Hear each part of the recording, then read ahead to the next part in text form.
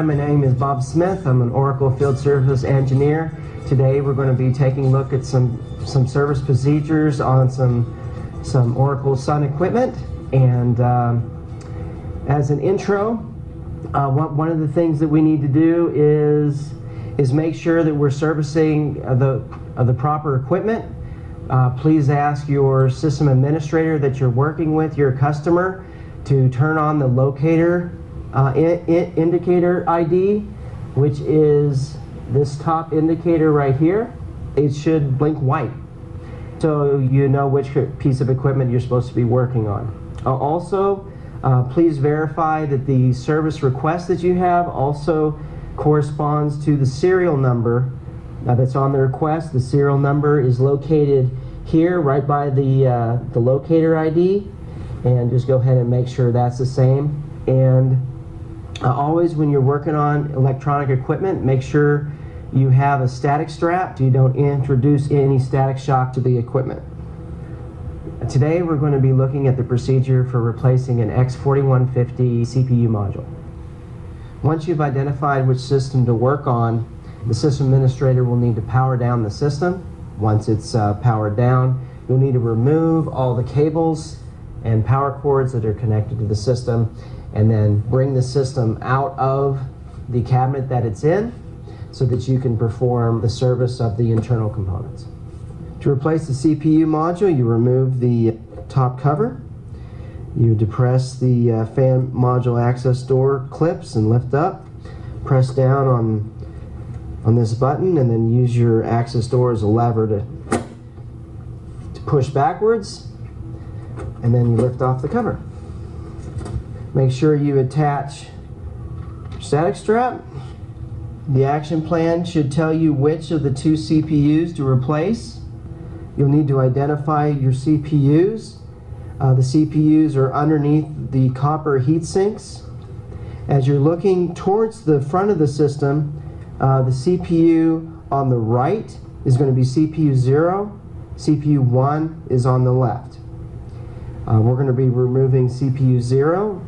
You want to take a Phillips screwdriver and unscrew the two screws that hold the heatsink in place.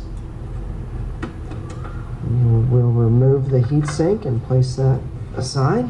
The CPU is right here, and we have these clips that you want to push down on the J clip. Push it to the side slightly, and then lift up. It releases the pressure. We'll take this cover over, and then you'll be able to remove the CPU chip itself. Orientation of the CPU chip is very important. On the motherboard itself is silk screened a triangle that's filled in, and it also and that's the corner that you correspond with the triangle that's on the actual CPU chip.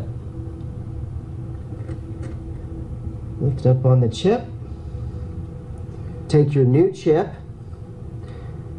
You'll find your triangle designated pin 1 of the chip, which is right here, and you'll match that up with the corner that's on the motherboard right here.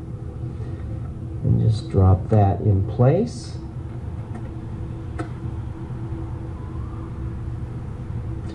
You'll close your cover. Make sure that the lip is underneath your J-clip as you use it as a lever to press down, move just slightly over so it goes underneath this clip, and let that clip hold it in place. Shipped with each CPU module will be some adhesive for the heatsink, and you would want to apply your compound in a kind of an asterisk formation, and then you will place your heatsink back on and make sure that you orientate it before you drop it all the way down, that you're really close to where the screws are, so that heatsink compound doesn't squirt out where you don't want it to squirt. Go back from side to side so it goes down evenly with even pressure.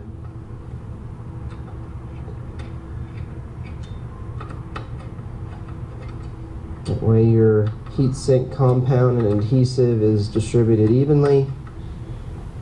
And there you go. And then we put the top cover back on. Give yourself an inch.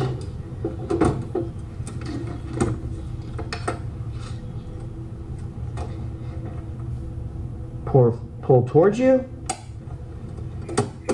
and lock the fan module access door. Once you're done putting the cover back on, you want to put the system back in its cabinet and reconnect all the cables that you disconnected, and then inform your customer that he can power on the system from the system controller.